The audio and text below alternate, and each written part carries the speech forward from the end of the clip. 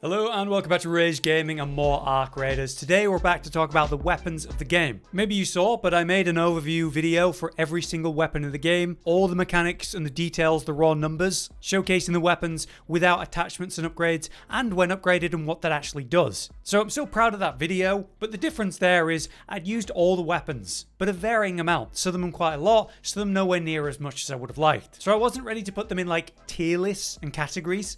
Just talk about them and how I feel about them. But now I'm level 75, now I've used every weapon quite a lot in all contexts really. I feel a lot more secure in where I want to place things. And I'm a bit more secure in actually posting this now because they did the first major patch with the closed gate event, which was really cool by the way. And the matriarch is allegedly in the game, not that anyone's found it at the time that I made this video. But yeah, they haven't rebalanced the weapons, so we can put this out. I've also seen other lists and such that maybe I disagree with certain aspects of, so I wanted to put this out there for that purpose. I will be cutting this video into two lists though, a PvE focused list and a PvP focused list, and for each weapon we'll talk about the differences between upgrading and attachments and how it changes the weapon and where that really puts it. We begin with the PvE list because I think this is going to apply to more people. There's plenty of people who try to avoid PvP, so let's start with this. Let's get the obvious stuff out of the way, starting with the hairpin. Look, I like this gun. A gun that's just got a built-in suppressor with the purpose of dealing nice single hits. And it's super agile and super quiet. It's cool, but it has absolutely no burst and abysmal DPS potential as well. It is not controversial to say that the hairpin is one of the worst PvE weapons you could pick. So jumping up a tier, let's go to the Rattler. The Rattler, if it was unupgraded, would be D tier. So I'm at least acknowledging that it can be used in relevant circumstance when like level 3 or 4. The main thing is the mag size, so you want it full upgraded. That's where this becomes a relevant weapon in any capacity. Because level 1 with a 10 round mag against any arc, you're just reloading before you've done anything. Alongside that, sadly, I have the Toro. The Toro has the awkward downside of the pump, which in PvP is actually a phenomenal aspect of it, but in PvE, we're talking about shotgun ammo. To be clear, shotgun ammo is the same as like light ammo. It has no armor pen against arc. If you're right up close against a target and it's unarmored, you can do some nice burst, but then you've got to pump and then fire again. There are so many weapons you'd rather have in your hands for dealing with PvE, but I won't deny the primal satisfaction of shooting a wasp up close with a Toro. On that note then, in the B tier slightly above that, I've got the Volcano. Just the same concept. If we're talking about an unarmored target, a wasp, a snitch that comes really close, you can see how you can dismantle it really quick and it's satisfying. And the Volcano has less per shot damage than the Toro, but doesn't have this like pump action between shots, letting you mag dump into a close target and kill it quicker. So not good as an option, but when it's up close, possible, especially when unarmored. But yeah, that's it.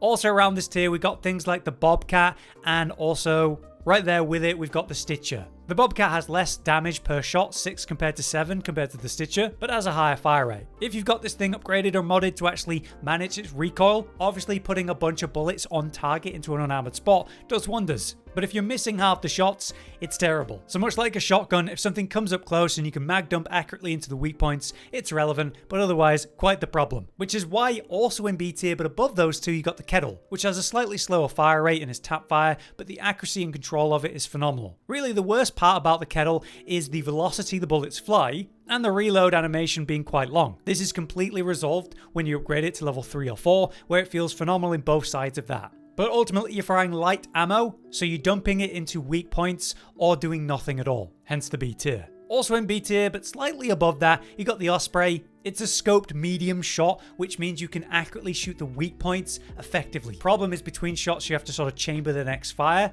Landing accurate shots on weak points like the joints of a Bastion or Bombardier, or the exposed points in fact of a Rocketeer. But the way you're forced to rechamber and slow down your roll is a real problem in PvE, especially against anything that's up close to you. Better for that purpose then would be the Beretta, as the Beretta allows you to fire really quickly actually. You can dump the mag, but super accurate. It's got high agility, so like ergonomics. The fire rate's phenomenal, and the reload speed, especially when you upgrade it by the way, gets faster. You're able to mag dump, reload super quick, mag dump again. So anything that's vulnerable to light damage or accurate shooting on the weak points, the Beretta can do that. Arguably better than something like the Kettle, so that's why I've got it above it. At the top of B tier, we've got the Torrent. Firing medium ammo, it doesn't have the problems of light ammo, but it definitely does have problems. You fire this into like a wasp or something at medium range, the wasp flinches and flies away, and as soon as you're at any range, the torrent's no good. But we can't ignore the fact that it has incredible DPS as a weapon compared to most of the weapons in the game, by the way. So if your team is holding aggro of a Bastion or Bombardier and you're standing behind it and you're firing into that battery, you hit a crouch to improve the accuracy, you've got the attachments to remove the recoil problems, even a level 1 torrent is going to be unbelievably good in that context. Not the best, not the worst, top of B. Next up then in A tier we have the Tempest, which is a assault rifle that fires medium ammo, dealing 10 damage per shot, with a respectable firing rate of just shy 37. When you've got attachments on this, you're going to feel the recoil drop off a cliff, because when you upgrade it, you actually address the horizontal recoil issues, plus give it reload speed. So dumping a mag on target with this thing is going to do work, whether it's an unarmored target or reasonable against armored spots with medium ammo. And as a weapon that's fantastic around the mid-range, it'll do the job, but by no means is it the best at it. Right there with it then, but like arguably slightly above it, you got the Patina, which is kind of a disappointing gun. The concept of a heavy, fully automatic assault rifle sounds amazing, especially when it comes to arc killing. But you know, in my experience, the fire rate being a bit slower, the 14 damage a shot is a bit underwhelming. You imagine, say, an anvil, we know that is amazing. That deals 40 damage a shot. Sure, this has like slightly more fire rate, although debatable once the anvil's fully upgraded, and it's doing less than half the damage of an anvil, which is kind of the problem with this weapon. It'll get by against pretty much anything you're firing heavy ammo at the end of the day, but it doesn't have the oomph I thought it would long term. Up there with it then, I've actually got the Arpeggio, slightly ahead of it.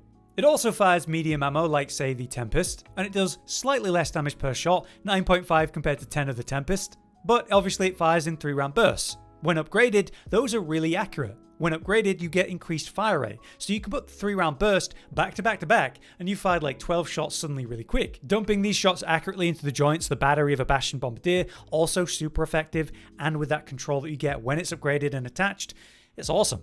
The thing that holds the Arpeggio back is the context that we're talking about. I'd much rather be putting those resources you're putting into upgrading the Arpeggio into an anvil, which is just straight up better for arc killing. But it deserves at least some acknowledgement. Ever so slightly above that, then we've got the Equalizer in A tier for PvE. A special legendary weapon, only A tier is a bit disappointing, but the realities of the downsides of this weapon can't be ignored. It has reasonable range, but you do want to be close. While you're firing, you're very exposed and slow. Pulling it out, aiming it and getting it whirring up takes quite a bit of time. So if a wasp is coming over to inspect you, you'll obliterate it as it swings you. But as you step out of cover to swing a Bastion and begin firing, it gets aggro and then puts that damage into you. You're now basically a fish out of water. 8 damage a tick is not a lot, but you get 50 ticks pretty damn quick. And with its special ammo, the energy clips, it's incredibly good at stripping armor off of targets. So where it really stands out is hitting those weak points and exposing armor. Then you kind of want to swap to a weapon that has more raw damage. Now the armor is exposed, if you know what I mean. Slightly above that, then I've got the Venator. I'm going to be quick on this. Everyone knows it's an unbelievable PvP weapon.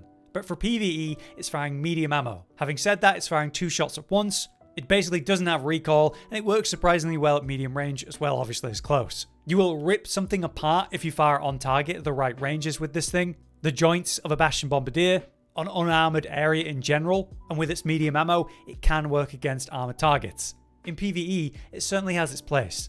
A bit more reliable, especially at range, then will be your Renegade, especially when upgraded, where you're able to pump shots out a lot faster. This thing fires so accurately and is so reliable, I absolutely love it. It's an all-rounder, can work up close, certainly against, you know, smaller arc that you're just going to pop before it does anything, but at medium to longer ranges, it's super accurate and reliable, allowing you to accurately take out the weak points, dismantle a flyer, whatever. You're firing medium ammo, not light, so you can deal with the armor, but the whole point is to be accurate and then also have the DPS behind it when upgraded, pumping the shots. But ever so slightly above it, I have a fully upgraded Ferro. Now, let's be clear, a level 1 Ferro is a nightmare for its reload speed, but you're still firing heavy ammo, and that is something to think about. But yeah, much like the Anvil, you're firing 40 damage a shot, which is a lot per shot. The downside is when you reload. But as you upgrade it, you reduce the reload time, essentially cutting that reload time in half at its full upgrade. And even at level 1, I've soloed Leapers no problem by being in the right position. When fully upgraded, it's much like the same reasons you like the Renegade, but it literally hits harder and penetrates armor better. It's also hilariously cheap to craft and then upgrade to its full level, where a blue weapon like Renegade takes select and specific parts and is harder to justify. So the Pharaoh is the ultimate budget arc killing weapon. Certainly not budget, then we have the Jupiter in S tier. A lot of people sleep on this weapon for some reason. Yes, it's true. You need to charge up the shot and then fire. But against PvE targets that are incredibly predictable, that's not a problem. This is one of the best weapons you can use for killing wasps, hornets, snitches, those kind of flying types in one hit. If you aim at the center mass, it penetrates and blows up the sort of core within. I would argue that the Jupiter is only second to the Hullcracker for most PvE scenarios.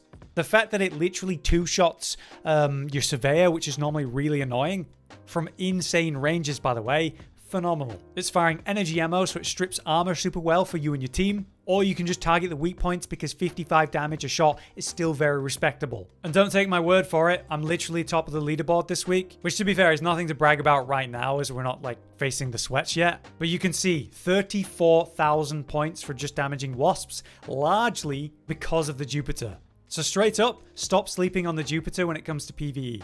Also in S tier then, we have of course the Anvil, the all-rounder, 40 damage a shot, great fire rate when fully upgraded. You don't even need to attach anything on it, but obviously it's nice. You're firing heavy ammo, so you're stripping armor super well. It's essentially the Pharaoh but better, requiring slightly more investment, but as a green weapon, not that much investment to upgrade. It is like the ultimate all-rounder weapon for PvP and PvE anyway. So yes, the Anvil's cracked at PvE, no surprise there. But also no surprise is the S plus category specifically reserved for the Hullcracker. 100 damage a shot, and when you upgrade it, the fire rate shoots up where there's a lot less downtime between the shots. A level 4 Hullcracker will destroy anything hilariously quick. It's the primary weapon that we all use to kill the Queen, and you want to do any big arc runs or killing them, it's your top choice. And it's hilariously accessible. One a day for 30k and then infinite ammo purchasing at the shop, ridiculous. Really, this should have been tied to just crafting and just behind the quest line that unlocks it, because it does kind of take all arc and make them a joke. And with it being so accessible, yeah, does make me wonder if they'll ever do anything with that. But now that brings us to the PvP list. Once again, the context of upgrading the weapon and applying attachments is important, and I will be talking about that for the relevant weapons at the time. So if you skip to the end and miss all the context and are confused why something's placed where it is, that's on you. Let's get it out of the way. Hairpin, 20 damage shot, light ammo, not going to be great. Awesome that it's silenced, fully upgraded, you know, hey, awesome. It's the hairpin. It's a meme. If you're running it, you're doing it because you're doing like a personal challenge and you love the feel of killing someone with a hairpin. Fully respect that and understand that, but we know it's not a great PvP weapon. At least when you upgrade it, you kind of help that fire rate concept and you can get them down range a bit quicker. People are surprisingly unaware of where you're shooting them from with this thing if you play it right, but it does require some relevant misplay from the target that you're fighting. That's not a good thing for a gun. With that, we have C tier, the Rattler still. Again, if we're talking level 1 Rattler, unupgraded, I don't even care about attachments, it's like worse than the hairpin. You have to reload after a millisecond. But when upgraded, you know, you get the increased mag size and attachments and all that. It's a better weapon for sure. It's usable, but I don't want to. Above that, this may be controversial or something, but it's the Pharaoh in B tier. If it's in B tier or higher, I think it's a decent weapon in PvP, let me be clear. But the Pharaoh at level 1 is awful. Every time I load in as a free kit, and I have a level 1 Pharaoh, I know that I need to land at least 2 headshots to kill a guy if he runs me down. At range, of course, it will be reliable, but that reload time up close or even medium range is a nightmare. Fully upgraded, different story, you absolutely can take people down with it. Even up close, you just have to play around the downtime, much like using a shotgun, but obviously harder. The Pharaoh has its potential, and as a budget weapon it's great. Also in B tier then I have the Equalizer. Look, if you get on someone with the Equalizer in your hands, up, ready and firing, it'll destroy them. Even though it's only 8 damage a tick, those ticks come out quick, and people panic. It's actually quite hard to trade with this thing once it's going, but pulling it out takes ages. Actually whirring it up takes ages, and you're really slow when you're firing it. It's just better at PvE for the purposes that it has, but it can work in PvP, which is why it's in B tier. So let's jump up to A tier where a lot of the weapons are going to be. Firstly, we have the Osprey. It's the sniper of the game, awesome. But I hate the way that you have to chamber a shot between shots. The way it takes you out of the aiming really sucks. It'd be nice if you could hold the aim and then rechamber and then fire again. That would change the feel of this weapon. And the thing is, I don't want them to buff the damage because it could create nightmare experiences. There's already that fantastically cool player that sits at the top of Spaceport's tower sniping people. But he's never actually killing anyone. He's just cracking their shield or freaking them out. They're going to cover the heal up and they move on. Because it doesn't have like one-shot potential with headshots or anything. And then that chambering really holds it back. It has its place. It's a sniper with a scope. But it's really held back by the mechanics of it. Much like the Jupiter, which hits literally harder, by the way. I don't know what the hate for the Jupiter is. Undeniably, you have to charge it up and, oh, they're going to roll it. The desync in this game means they won't. As long as you hit them on your screen, it's fine. And then it doesn't matter where you hit them. You just took off 55 of their health before mitigation. It's got unbelievable range, and it feels great to land the shots on this. So if you can see the purpose of Osprey, you should be able to understand that Jupiter's in the same sort of league as it, but it hits harder. And then it's a lot more versatile because it deals with arc 6 billion times better than the Osprey.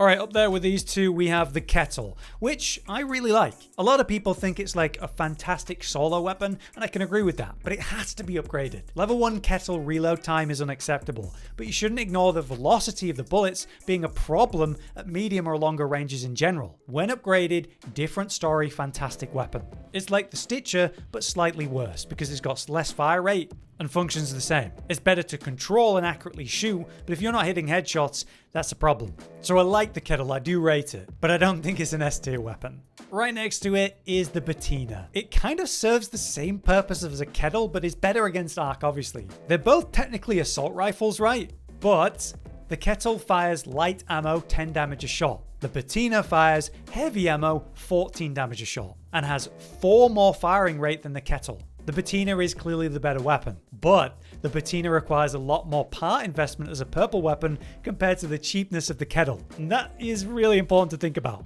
Above it there is the Beretta, in my opinion. The Beretta is really cool. It's got incredible agility stat, which means like ergonomics, you can pull it up really quick. You can dump the mag super quick and super accurately, even without any special attachments. It's just fantastic. Slap a silencer on it and you're just a monster in the bushes. I definitely don't feel like I'm screwed when I got a Beretta in my hands. And when fully upgraded with that super fast reload speed, that feels fantastic. But above it in a pretty clear way for me is the Arpeggio. Now, when I talked about this weapon originally, I said that it had some serious issues and I didn't like it. And the truth is, I think it's a better weapon than I gave it credit then, but it still has its issues and I don't like it. This weapon at level 1, no upgrades and certainly no attachments, is genuinely bad and you should avoid it. But to make this weapon function and feel good, you don't even need to upgrade it. You just need to give it attachments. Invest in recoil management specifically and it'll work well. When you upgrade it, that increases the fire rate and reload speed, changing it into a much higher pressure gun. Burst is what kills players before they can react. The problem for it, again, is the fact that it uses the same parts to upgrade, say, an Anvil or a Toro, which I'd rather invest in than an Arpeggio. To min-max it then, I'd run a level 1 version of this with attachments, but if I found one already upgraded, then I'd run it happily. I'd just never choose to invest my parts into upgrading one. Above it, the top of A tier then, for me, is the Tempest. Really, this is like an optimal choice at mid-range. With solid fire rate, it kind of fires like a laser when properly attached and upgraded. When upgrading it, it reduces the horizontal recoil and also cuts into the reload time. Both fantastic upgrades. Then you just manage some basic vertical recoil in the attachments, and you basically remove recoil from the gun with then a respectable fire rate. Then it's firing medium ammo, which is 10 damage a shot. So it's solid at close range and a top choice at medium range. But it's definitely held back by the fact that there's many choices of weapon that will be better at close range, like even a fully upgraded Stitcher when it comes to close range burst. But I do think it's a trusty, reliable weapon in loads of context, and I really like it. Next up then in the S tier, but probably the back of S tier, is the Torrent. Look, you shouldn't underrate this weapon. It has one of the fastest time to kills in the game. Even at level 1, what you need is a bigger mag and attachments to reduce the recoil, and you can greatly affect its recoil if you just crouch while firing it. It has a huge impact. So it's got disgusting potential if you fire on target at close to medium range, but any further than that, it falls off a cliff in potential. I don't exactly encourage the trade style of gameplay, but it does work and Torrent's a top choice for it. And in teams, if you swing a team that's paying attention to someone else or your team and get to hit them in the side or something, you can end the fight completely solo, especially if they swing you all one by one while you're already whirring. It has potential, S tier potential. Also in S tier then, I think this is just like a no-brainer, the Stitcher. Hilarious that a grey weapon like this is so easy to upgrade, and then you can put like basic attachments on it and remove recoil from it. With a fire rate that's slightly slower than the Bobcat, but with 1 damage more than the Bobcat, it's competitive with it. Then if you get that legendary stock on it that gives it increased fire rate, my god, it's literally better. The Stitcher is the ultimate close range budget weapon in the game, and should always be ran if you have no close range option and want one. There are countless times when I've been ambushed and just pulled out a basic Stitcher and won the fight because of it. Also pretty budget that's absolutely fantastic that I have seen some tier lists that have put it low is the Toro. Have you seen any clips from that aim key guy? It's all over Reddit and Twitter. Basically, you fire the shotgun and then you have to pump, but the shotgun damage is so good at close range that you can literally 2-pump someone and they're dead, making it a 1v2 or 1v3 potential demon of a weapon and hard to match up close if you're playing around the pump, which means between every shot you roll, you jump, you slide, something that makes it hard for them to hit you between the pump time. If you can do that, it becomes an absolute monster and an incredibly fun way to play, encouraged by the weapon's downtime. Do not sleep on this weapon. It's one of the most effective close range weapons and cheap to upgrade because it's only a green. Ahead of that in potential is the Bobcat, but I do mean potential. A level 1 Bobcat with no attachments shouldn't really be used, just use a Stitcher, it's better. But invest in the Bobcat and actually get attachments on it and remove the recoil and issue of that. Then you've got a much bigger mag than a Stitcher, by the way. Yes, 1 less damage, but a higher fire rate by default. You can just dump this mag into a target, they're done. And in fact, the great thing about this weapon compared to the Stitcher is the bigger mag. Just be careful, it'll tank through ammo really quick. Right there with it for close range then is the Vulcano, but actually better in my opinion. This is a stat check monster at close range. Sure, you can move and make it harder to be shot, but by trading you'll just often win up close. This means jump shots and slide shots will work wonders while you're dumping the mag on target, while making it harder to be headshot. That's ideal. The Toro, by comparison, does encourage rolls between shots, where this doesn't. Vulcano has less damage per shot, but more DPS because it's got a much higher fire rate. So the goal is to dump that out on target as fast as you can. This is important though, you want to upgrade it because that gives it fire rate and faster reload, which has a major impact. A level 1 Toro will be better arguably than a level 1 Vulcano, but a high upgraded Vulcano is a stat check monster. So give it the attachments to manage the recoil and the biggest mag that you can give it, and do what it's supposed to. Mag dump someone up close, where it's basically king. Also in the S tier then, absolutely love this weapon for PvP, the Renegade. When upgraded with the proper fire rate concepts, you can outplay people super well with this. 2 headshots and they're going to be 1 health and finishable. So obviously it works insane at medium and longer ranges, but can still do work at close range, point firing and moving around because you've got great fire rate when upgraded. It's just a versatile all-rounder that works in all contexts and is also great for PvE for the same reasons. Which finally brings us to the top S weapon, the Anvil. 40 damage a shot, headshots even better. When upgraded, you got the fire rate behind it, which is very important for PvP and close range fights. Obviously, you want to play around the small delay between each shot, but it is just an all-rounder weapon. Dealing with all arcs super well, dealing with players at all ranges super well. It's not going to be like the master of any, really, but it's just so reliable. Encountering someone and firing 1 or 2 shots with the Anvil, then swapping to a weapon to finish the fight, is incredibly common and effective. And it's so cheap to upgrade because it's only a green. We all love the Anvil. I wonder if they're going to nerf it. And now for the most obvious thing, S plus goes to the Venator, which is because it's a busted ass weapon. 2 shots every time you fire. Upgrade it, you get fire rate, you do that faster. A level 1 Venator is fine, it'll actually be fantastic up close. But when it's a monster, is at minimum level 3 or if not 4. The fire rate to dump on target is comical. Then you're firing 2 medium shots that deal great damage per shot. We're talking 18 damage a shot, but you're firing 2. Then you headshot, it's just over. Every sweat player you've ever encountered is using this thing because it's the best at close and medium ranges when fully upgraded. And so it's very commonly spoke of as a weapon that expects a nerf. So if you're looking for a PvP weapon, that is the #1 choice at this time. But yeah, there's my list and the reasonings for the replacements. You may note that the PvP list doesn't have the Hull Cracker because it's not relevant there, but I'm pretty happy with the list and my reasoning for it. So there's the PvE list by comparison. If you're confused as to why anything's in the place that it is, maybe go watch its section. Let me know your thoughts and if you'd put anything in a different placement, and we'll see what they do to the weapons in the future. For now though, I hope this was useful. If it was, do drop a like. And until next time, I've been Holly, you've been you, and thanks for watching. Josh, Cotton, and Hollow with the videos, dropping the humor like a hammer on your tippy toes, bringing entertainment on a daily arrangement to take our insanity and turn it into entertainment. Yes, I said entertainment twice, to reiterate that it is nice to look into your faces on a mostly daily basis when you let us in your homes to make the whole world a stage. Goodbye.